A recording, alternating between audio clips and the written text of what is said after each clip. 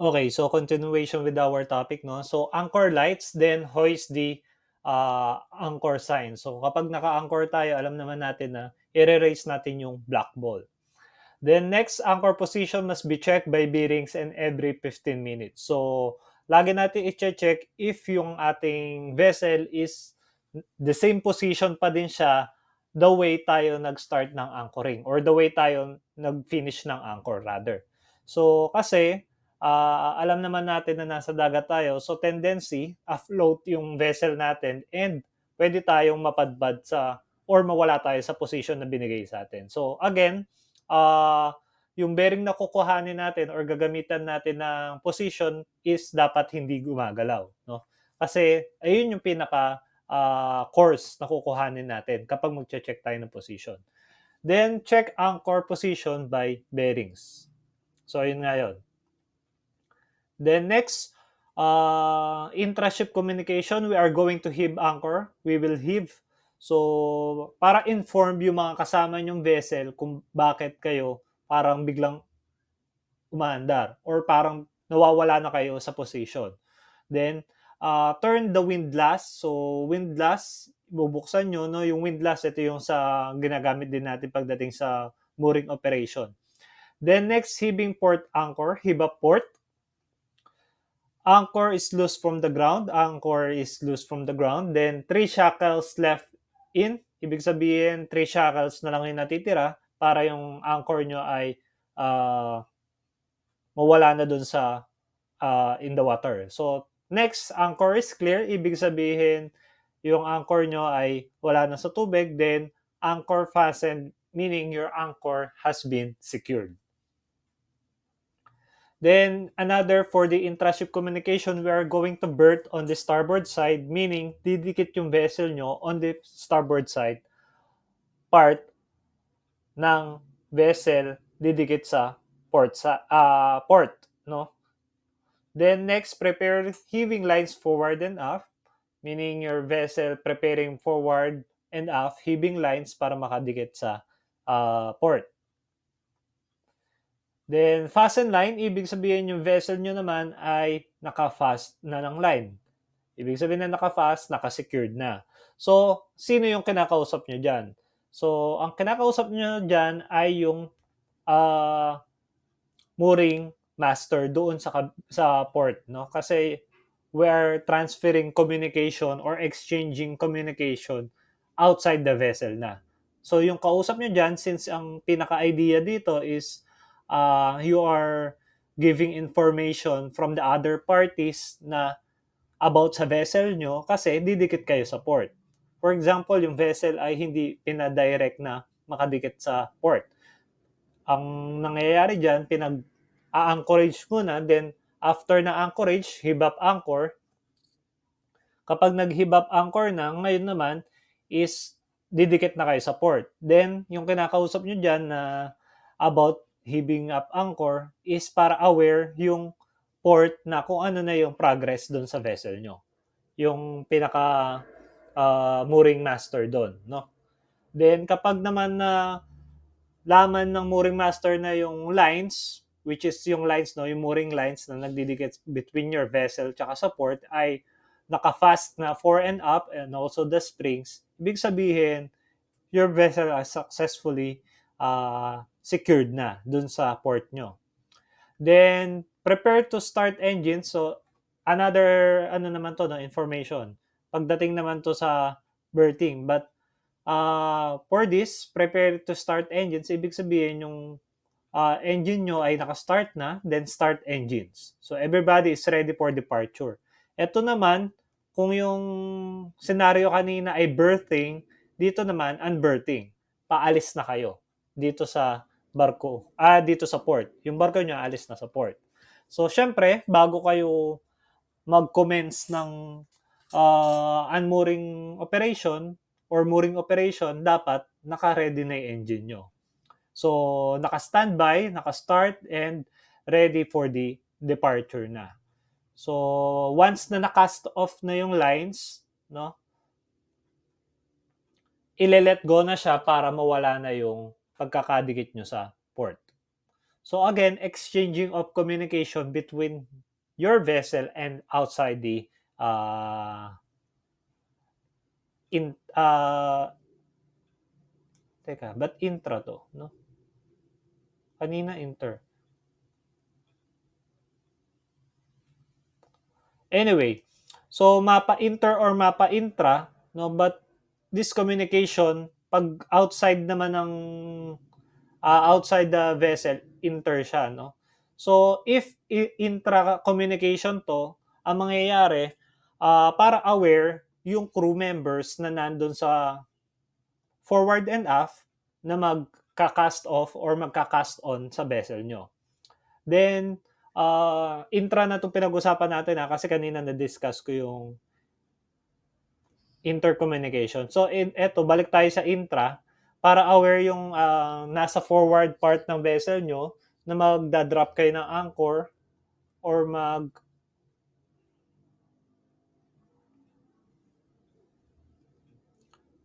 maghihibap kayo ng anchor, then para aware din yung forward part tsaka aft part na crew member na magkakaroon kayo ng berthing operation. So, syempre, meron din tayo internal communication dyan. Yung communication na ginagamit nyo is yung radio.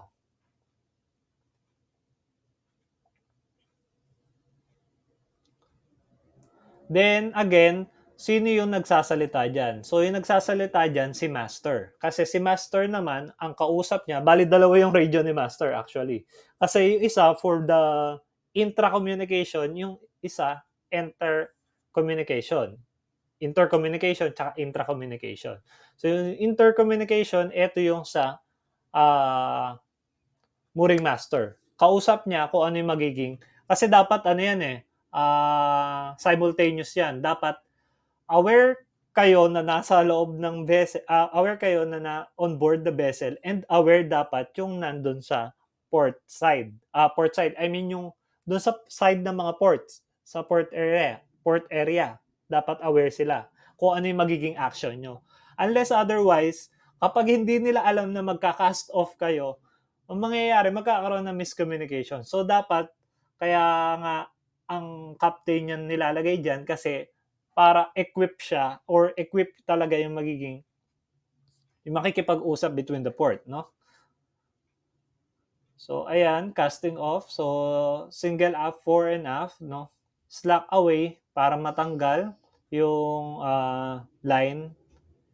And again, so meron din tayong tinatawag na intra-communication between the syempre si captain, yung communication na ginagawa niya is between the port, no, yung mga tao na nandun sa pier. So, pagdating naman dito sa inside the bridge, meron din communication na nagaganap, which is, we call it also a intra-communication. So, ano naman yung communication na nagaganap dito? So, ito between the helmsman and also the pilot. No? Sometimes, kung walang pilot, si master yung magbibigay ng instruction. Pero dahil nandun yung presence ni pilot, si pilot yung magbibigay ng order.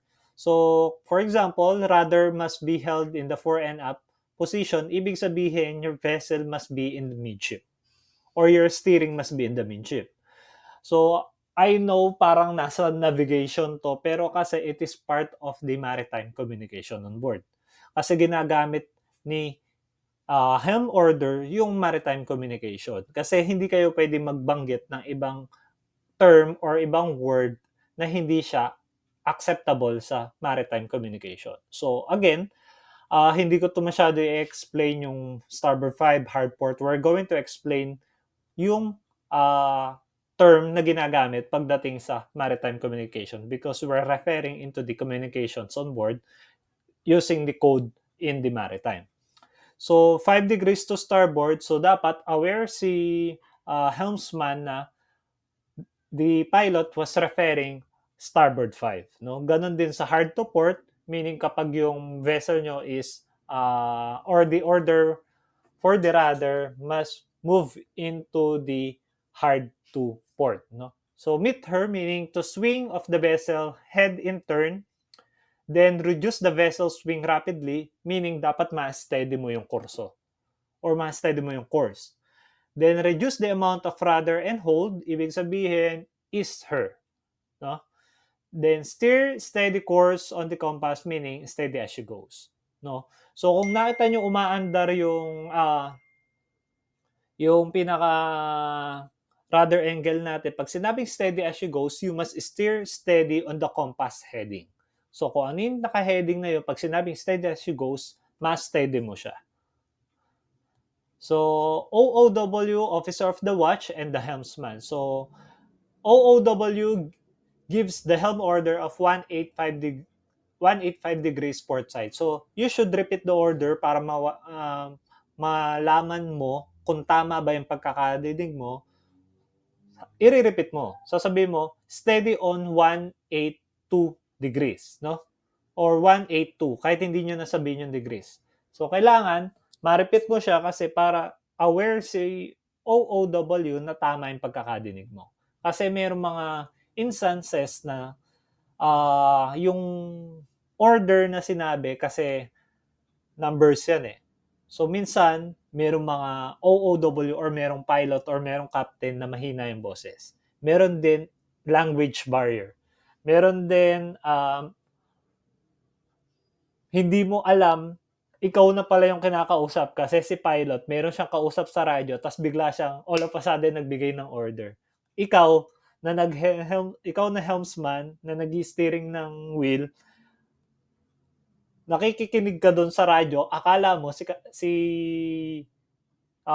pilot kausap pa rin yung nasa radyo na kausap niya. Pero binibigyan ka na pala niya ng order. So dapat as a helmsman, dapat aware ka kung ano yung binibigay niyang order or ikaw ba yung kinakausap niya, no? Then next, intra-ship communication naman between on the engine side naman, no, meron tayong engine power. So very slow ahead. So ibig sabihin na very slow ahead, it is dead slow. Pag sinabi namang slow ahead, repeat mo lang na slow ahead. Then ahead at half power, half ahead yun. Then ahead at full power, full ahead. Pag sinabi namang astern at the half power, half astern, no? Then the same lang din siya, no? Full astern, full half astern, or slow astern. Kapag pa-astern naman yung binibigay na order.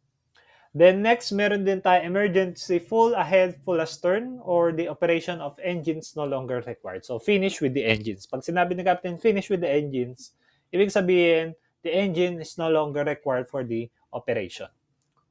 Okay. So that is the end of our topic pagdating sa ating SMCP, no? So ito hindi naman masyadong kailangang matandaan nyo kasi yung mga yan no, yung mga helms order kasi napag-aralan nyo na yan at hindi ko na yan isasama sa topic kasi mas marami tayo ditong kailangang ma-discuss. Lalong-lalo na yung dito sa or kailangan mas matandaan nyo. Lalong-lalo na yung dito sa may yan, no? Yung answering from the VTS tsaka yung questions from the BTS. So ayun yung mas importante kasi between the helms order, hindi pa naman kayo mag-aano dun eh for the captain side na yun eh. So dito, it is being used by the officer on watch. So every time na magkakaroon ng entering into a boundaries, magkakaroon tayo ng communication between the VTS. And dapat familiar kayo dito sa mga code na binibigay ni VTS. Kasi kapag nagbigay lang siya ng code Golf, dapat alam nyo na he is referring into the cargo in which what are you carrying. Or pag nagbigay siya ng code Echo, dapat alam nyo na what is the port she is heading now. Or the BTS is referring ano yung dinadala ng barko nyo, kung saan na kayo papunta. Or nagbigay siya ng code Bravo that dapat aware kayo na the VTS is referring into your present course and speed. So, dapat familiar po tayo dyan. And, tsaka sa ating kasi guys, after nitong malaman nyo SMCP, mag-aano na tayo. doon na tayo sa mga subsystems, no? I-apply na natin 'tong mga ilalagay natin dito sa SMCP. Kaya dapat aware kayo kung ano yung mga sasabihin. So, that's it. Again, meron tayong quiz after ng discussion. So, bibigyan ko kayo ng 30 minutes to review or 30 to 40 minutes to review. Meron tayong quiz regarding dito sa ating discussion for today. Okay, so pwede na po tayong mag-leave and ise-send ko yung link ng ating quiz sa ating chat box mamaya. Okay, thank you very much.